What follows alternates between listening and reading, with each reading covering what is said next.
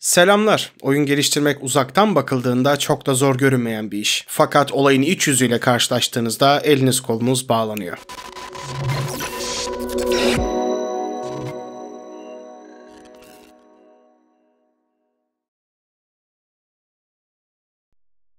Bir grafik tasarımcı olarak bir karakter dizayn etmek ne kadar zor olabilir ki diye düşünüyordum ki birkaç aya çıkarmayı planladığım oyunumun ana karakterini çizmem, daha doğrusu üzerine düşünüp kafamda tasarlamam yaklaşık 10 gün sürdü.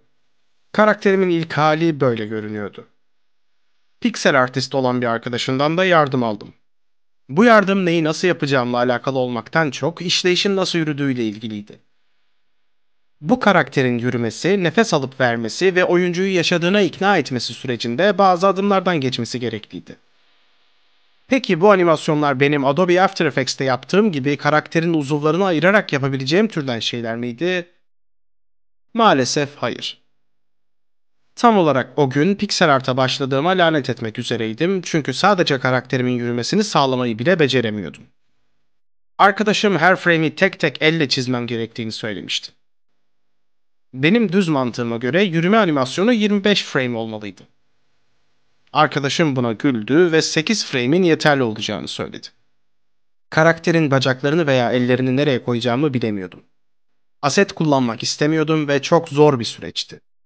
Yaşım 25'ti ve yeni şeyler öğrenmek artık zordu. Hafızam eskisi gibi hızlı işlemiyor ya da çok hızlı çözümler üretemiyordum. Buradaki tek sorunumuz benim pixel art animasyonlarını yanlış anlamam değil, inatla $10 verdiğim uygulama Sprite'ı kullanmamdı. Bu program pixel art yapan çok kişi tarafından kullanılıyordu fakat hiç rahat hissettirmiyordu. Frame'ler arası geçiş ve animasyon kısımlarında epey zorlandım. Projenin en başından beri Pixel Edit'e geçmemi tavsiye ettiler, ben ise sırf ücretini ödediğim için Sprite'tan devam etmeye çalıştım. Nihayet inadımdan vazgeçtim ve bir Pixel Edit lisansı satın aldım ve bu uygulama Adobe tabanlı olduğu için sanki eski bir dostla karşılaşmış gibi davranmaya başladım. Tüm kısa yol tuşlarına bir anda hakimdim ve her şey daha hızlı ilerliyordu. 10 veya 12 gün boyunca sadece karakterimi düzgün bir animasyonla yürütmeye çalıştım. Animasyon döngüsünü tamamladığımda karakterim tökezliyor ya da topallıyor gibiydi. Bu sorunu üzerinden 2 ay geçmesine rağmen halen bütünüyle çözemesem de şimdilik rafa kaldırdım. Sonuç olarak oyunun karanlık ve ürpertici havasına uygun bir aksaklığa sahipti bu yürüme animasyonu. Nefes alıp verme animasyonu ise arkadaşım sayesinde oldukça kolay oldu. Karakterin gövdesi omuzlarından itibaren kolları ve kafası aşağı yukarı oynayarak nefes alıp verme illüzyonunu yaratıyordu. Böylece oyunun %1'lik kısmı tamamdı bile.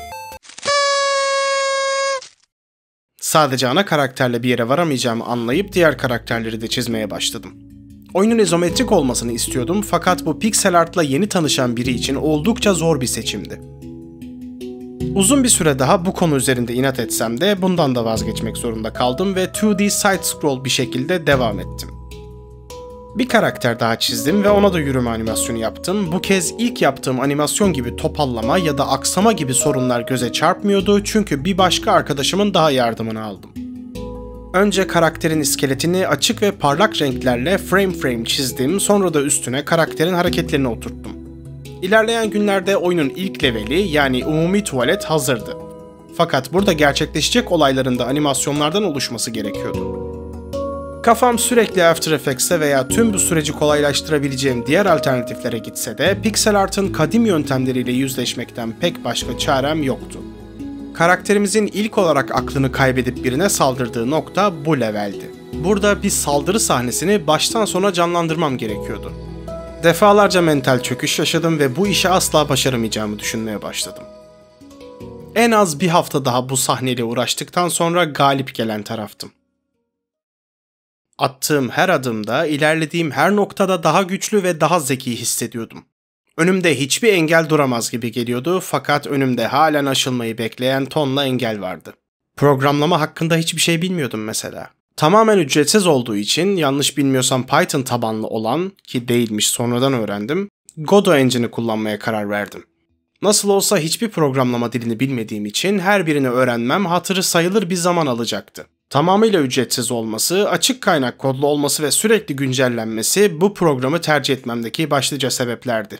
Godot Engine ve programlama beni çok korkuttuğu için konfor alanımı oluşturan Pixel Edit'e dönüp birkaç karakter daha tasarladım. Bu karakterlerin çok bir önemi yok ve geneli NPC. Sadece arka planda duracaklar ve oyunu dolu gösterecekler. Bu arada beni kanalıma abone olup videoyu beğenerek destekleyebilirsiniz. Bu noktada yapmam gereken şeyleri sürekli gözümde büyütmemeye çalışarak onları adım adım sıraya koyuyordum. Çünkü yapılacak işleri sıraya koymak bilişsel yükünüzü hafifletir. Öncelikle oyunun büyük bir kısmının geçeceği şehrin sokaklarını çizmeliydim. Tabii bu oldukça zor bir şey gibi geldiğinden sonraya ertelemeye ve en azından bir süreliğine programlama öğrenmeye karar verdim. Günlerce DeepSeek'in yardımıyla programlamayı öğrenmeye çalıştım ve vardığım nokta çok ileride bir yerlerde değildi. Görünüşe bakılırsa bir karakterin basit hareketlerini tuş fonksiyonlarına atamak ve bu tuşların aynı zamanda animasyonları tetiklemesini sağlamak bile oldukça zordu. Ne kadar zor olabilir ki? Zaten İngilizce biliyorum ve tüm programlama dilleri İngilizce'de yazıldı. Ne kadar zorlanabilirim ki? Deyip bu işi hafife almak hiç akıl kârı değil. Meğer arkada koskoca bir algoritma, veriler ve işlemler varmış. Bazen böyle hissetmek iyidir. Bir işe kalkışıp tüm egonuzun paramparça olmasını izlemek gibisi yoktur. Böyle durumlar size ne kadar küçük ve etkisiz bir eleman olduğunuzu hatırlatır. Tam o noktada pes etmeyip yaptığınız şey konusunda inat ettiğinizde ise ustalaşma konusunda ilk adımı atmış oluyorsunuz. Bu öğrendiğiniz hemen hemen her şeyde geçerli olmakla birlikte insana kimlik kazandıran da bir şey. Video üretimi, tasarım veya reklam alanında iyi olmam bende arkası boş bir egoya sebep olmuş olacak ki kıçımın üstüne düştüğümde bunu daha iyi anladım. Konuya dönecek olursak karakterimin yürüme, nefes alma, ateş etme, silah çekme, silahını yerine koyma gibi animasyonları tamamlanmıştı fakat bunlar oyunu yavaşlatan elementler olabilirdi. Hatta bunları oyuna koymak neredeyse imkansızdı çünkü oyuncuya oldukça hantal bir hissiyat vereceği gibi çatışma sırasında bu animasyonların başlaması da anlamsızdı. Ayrıca çok büyük hata yaptığım bir nokta daha vardı. Kollar. Kollar mouse'un baktığı yöne doğru hareket etmeliydi. Karşımıza çıkacak olan düşmanların boyları uzun veya kısa olabilirdi ve onları kafalarından vurmak tek mermide işlerini bitireceğinden yukarı ya da aşağı nişan alabilmeliydik. Bu sabit bir animasyonda mümkün değildi ve karakter yürürken ateş etme tuşuna basıldığında yürürken ateş etme animasyonu oynayarak 4 mermi sıkıp ateş etmediği animasyona geri dönüyordu. Bu canımı epey sıkmıştı. Yine arkadaşıma sormak zorundaydım. Gövde ve kollar ayrı olmalıydı ki mouse hareketlerine karşılık verebilecek kodlar yazabilelim. Her şey en baştan başlıyor gibiydi ve canım gerçekten çok sıkılmıştı. Yine uzun bir ara vermek hatta vazgeçmek istiyordum ama bunu yapamazdım. Kafama koyduğum şeyi yapmalıydım. Vazgeçmek ya da pes etmek bir opsiyon değildi. Karakterin gövdesini kollarından ayırdım. Kollarının mouse'u takip etmesi için DeepSeek yardımıyla bir kod yazdım ve bir sorun daha ortaya çıktı. Karakter yürürken ateş etmek istediğinizde animasyonlar birbirine giriyor ve kollar varlığını sürdürürken arka planda başka bir animasyon daha oynuyordu. Cidden yorulmuştum ama her çözümlemede biraz daha motive oluyordum. Ateş ederken yürüyememesini sağlayan bir kod daha yazdım çünkü bunu yapmak çok büyük bir iş yükü oluşturacaktı. Belki programlama konusunda daha iyi bir noktaya gelirsem bu aşamaları tekrar gözden geçirebilirim. Karakterim ateş edebildiğine, bir tuşla silahını eline alabildiğine ve yürüyebildiğine göre sıra karakterin evini çizmeye gelmişti. Bu noktada cidden tekrar izometrik çizime dönmeyi istedim çünkü televizyonu nereye koyacağımı bilemiyordum. Sonunda yine yakın arkadaşım yardımıyla televizyonu ayrı bir katmana alıp öne çıkardım ve ana karakteri televizyonun arkasından geçirdim. Evde perde olmasını ve rüzgarda hafifçe dalgalanmasını istedim. Yaptım ve beğendim. Sadece bu perdeyi bile frame frame çizdim. Ha bu arada koltuğun herhangi bir siteden çalıntı olmasının kusuruna bakmayın. Ev bu haliyle hiç fena gözükmüyor ama ileride bazı değişiklikler yapılabilir. Her şeyi Godot'a eklediğimize göre sırada oyunu başlatmak var. Oyunun başında ana karakterimiz yarı baygın bir şekilde yerden kalkmalı. Bunun için de bir animasyon yapmam gerekiyor. Yaptım ama bunu çok beğenmedim. Bu animasyonun en başta oynaması için ayrı bir kod yazmak gerçekten de baş belası bir süreçti. Şimdi sırada diyaloglar var. Diyalogların biraz daha çarpıcı olması için Hotline Miami tarzına benzeyen bir diyalog sistemi düşündüm ama bunu oyuna henüz nasıl entegre edeceğimi bilemiyorum. Bu şekilde bir diyalog penceresi, ufak çapta mimikler ve ağız hareketleri. Bu oyun mükemmel bir oyun olur mu bilmiyorum ama bu oyunda öğrendiklerimle birlikte birazcık para da kazanırsam sonraki oyunumu harika yapmak için elimden geleni yapacağıma emin olabilirsiniz. İlk bölüm için yapabildiklerim bunlardı ve tümünü öğrenip ilerlemek 2,5 aylık bir süreci kapsadı. Biraz ağır aksak başladım ama sonrasında hızlandım. Umuyorum bundan sonraki süreç daha da hızlı ilerleyecektir.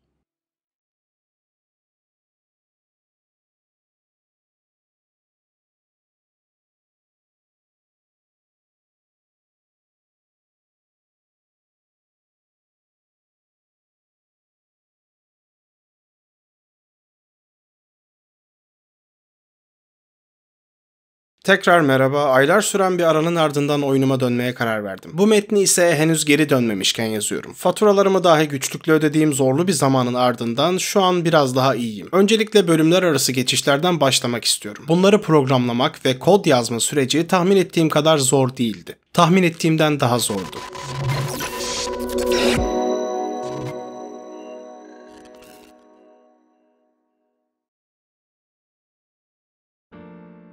Adam'ı yani ana karakterimi buradan buraya geçirmek istiyordum. Sadece bunun kodunu yazmak bile benim için zulüm oldu. Ev arkadaşım da aynı motorla oyun geliştirdiğinden odama geldiğinde ondan yardım istedim. 15 dakika içerisinde Marker 2D nodunu kullanarak sorunumu geçici olarak çözdü fakat benim için bu bir çözüm gibi hissettirmiyordu. Karakterimin buradan kalkıp aniden buraya ışınlanması pek de hoşuma gitmedi. Elbette bu sadece taslak olarak 10 dakikada üretilmiş bir çözüm önerisiydi. Bunu değiştirmek hiç kolay olmayacaktı fakat bırakın videodaki adam uğraşsın dursun. Ben bu sırada diyalog ekranlarını düşünüyorum ve oyuna entegre etmek istediğim fontu nasıl kullanacağımın derdine düşmüş durumdayım. Bu arada sırf sesimi dinlerken kulaklarınız kanamasın diye yeni bir mikrofon aldım. İlk bölümdeki yorumlarınız için öncelikle teşekkür ederim ama yaptığınız bazı eleştirilere güldüm çünkü ben ilk bölümde de belirttiğim gibi basit bir tasarımcıyım. Sadece yıllardır hayalim olan oyun geliştirmeye ilk adımımı attım. İlk etapta placeholder'lar kullanıp öncelikle kod yazma aşamalarında ilerlemem gerektiğini önermişsiniz. Haklısınız. Fakat placeholder'ları nasıl kullanacağımı ya da nereden başlayacağımı dahi bilmediğim için zihnimde büyük bir kaos hakim. Size zihnimin çalışma prensibini şöyle açıklayabilirim. Diyelim ki karakterim buradan buraya gidecek ve burada oyunun bir cadde level'ı var. Zihnimde karakterimin cadde level'ına gidebilmesi için orada bir cadde olmak zorunda. Bu yüzden önce Pixel Edit'e gidip o caddeyi çizmeliyim. Buna ihtiyacım yokmuş meğer. Hatta doğrudan level dizayn etmeme bile gerek yokmuş. Bunu da sayenizde öğrendim. Burada sarı parlayan yazıların ne anlama geldiğini anlamaya çalışıyorum. Eğer yazılımdan anlayan biriyseniz muhtemelen burada bir değişken hatasını çözmek için tam yarım saat harcadığımı izlerken tırnaklarınızı yiyor olabilirsiniz. Ama sakin olun. Çünkü öğreniyorum. Hataların sebeplerini öğrenirsem belki de onları tekrarlamam ve daha büyük hatalar yaparım. Daha sonraki aşamalarda bana sorun çıkarmaması için şu değişkeni küsuratlı versiyonuna çevirdim. Bunu da hatayı Google'da aratarak yaptım. Hatalara sebep olan satırlar gerçekten acemice yazılmış. Spagetti diyebileceğiniz türden şeylerdi. Ben bir aptal olduğum için yukarıda variable direction olarak tanımlayıp aşağıda sadece ismiyle çağırmam gereken bir fonksiyonu script içerisinde tam 4 kez tanımlamışım. Bunu ancak gerçek bir amatör yapabilirdi. İşin kötüsü bunu çözmemde 40-45 dakika kadar bir süremi aldı. Sonunda bunu da hallettikten sonra geriye kırmızı yazılarla diyalog hataları kalmıştı. Videodaki arkadaş sorunun nasıl ortaya çıktığını bulmaya çalışırken siz de abone olup videoyu beğenebilirsiniz. Şimdi anlatıcı bene dönelim. Diyalog hatalarına sebep olabilecek satırları scriptlerin içinde didik didik aradım fakat diyalogu çağıran veya yükleyen herhangi bir script yoktu. Godot'u çaresizce sanki sorunu çözecekmiş gibi defalarca açıp kapattım. Sonunda sabrım tükendi ve 30 dakikalık bir boşuna uğraş sonucunda yapay zekaya danıştım. Neyse ki DeepSeek sayesinde global scriptleri nereye koyduğumu da hatırladım. Hatalardan tamamıyla kurtulduğumuza göre level arası geçişlere dönebiliriz. YouTube'da bir tutorial buldum ve geçişleri bu tutorial'la yapmaya karar verdim. Videonun sahibine teşekkür ederim. Tam bir aptala anlatır gibi anlatmış. Bilin bakalım kim dinliyor. Bunu buraya koyup buraya da bunu yazarsak işte tamamdır. Kod yazma sürecinden pek de hoşlanmadığımı anlamışsınızdır. Neyse ki zihnimi dinlediğim şarkılarla bir nebze uyuşturup birkaç saatliğine bütünüyle tek bir şeye odaklanabiliyorum. Ve nedendir bilinmez bir şarkıya takıntılı haldeyim. Le Thème de l'amour.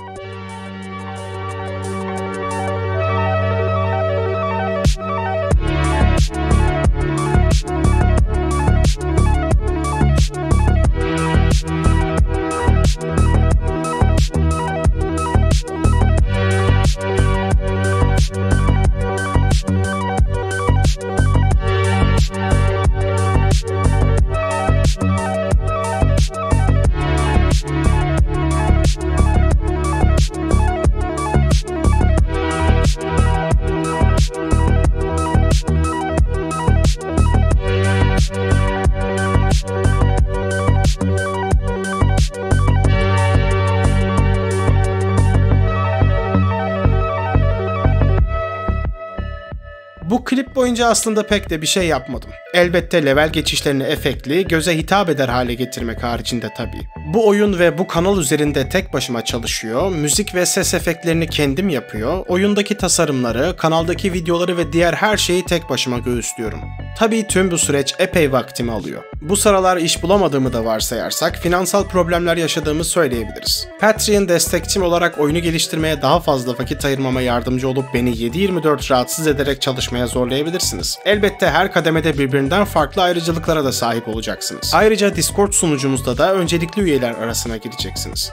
Bu sırada minik bir oyuncak buldum ve onunla oynuyordum. Oyuncağın ismi ise ışıklandırma. Şu ana kadar bu gerçekten kaçtım fakat artık şaka yapıyorum. Bu gerçekten bir süre daha kaçacağım ve ışıklandırmayı sonraki bölümlere bırakacağım. Yanlışlıkla 3D bir çevre açıp kafamın karışmasını da geçersek bu sırada çaktırmadan bölümleri sıraya koyup hepsi için ayrı birer sahne yaptım. Umuyorum ki bu yaptığım şeyin coding'de bana yardımı dokunur. Spam noktalarını fixlemeye çalışmak çok aptalcaymış çünkü bir süre sonra aslında spam noktalarının yolda edindiğimiz dostluklar olduğunu fark ettim. Şaka bir yana hatırı sayılır bir süre uğraştım ve sonrasında eğer spam point koymazsam karakter neredeyse levelin oradan başladığını fark ettim. Spam point koymak bütünüyle anlamsız bir uğraşmış. Hatta yapmak zorunda kaldığım şeye inanamayıp arkadaşıma bu durumu sordum, o da onaylamakla yetindi. Sonrası küfür ve diğer iyi olan her şey. Sahneler arası geçişi sanki tamamıyla çözebilmiş gibi bir de üstüne geçiş efekti eklemeye karar verdim ancak burada da bazı şeyler yolunda gitmeyecekti. Sahneye geçtikten sonra ekranda gördüğünüz şey meydana geliyordu ve beni biraz olsun tanıdıysanız bu sorunun kaynağını bulmamın da yaklaşık 8 iş günü sürdüğünü tahmin edebilirsiniz. Bu sırada her şeyle haddinden uzun süre cebelleştiğimi fark eden ev arkadaşım ipleri eline alıp benim yerime bir şeyler yapmaya karar verdi. Koltuğumu ona teslim edip yazdığı her şeyi anlatmasını dinledim. Bu söylediklerini anladım fakat baştan yapmam istenilse yine en az bir gün sürer diye tahmin ediyorum. Arkadaşımın yaptığı şey bir sahneden ötekine geçerken bunun collision'ın içine girdiğimiz saniye devreye girmesi yerine spesifik bir tuşa basıldığında devreye girmesiydi.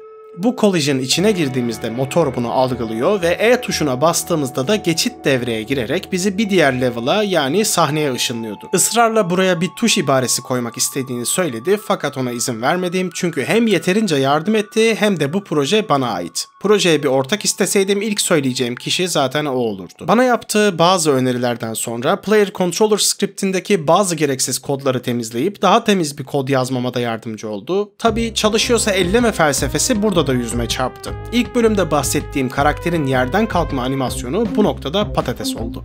Kod artık başındaki hash'leri kaldırsam da çalışmıyordu.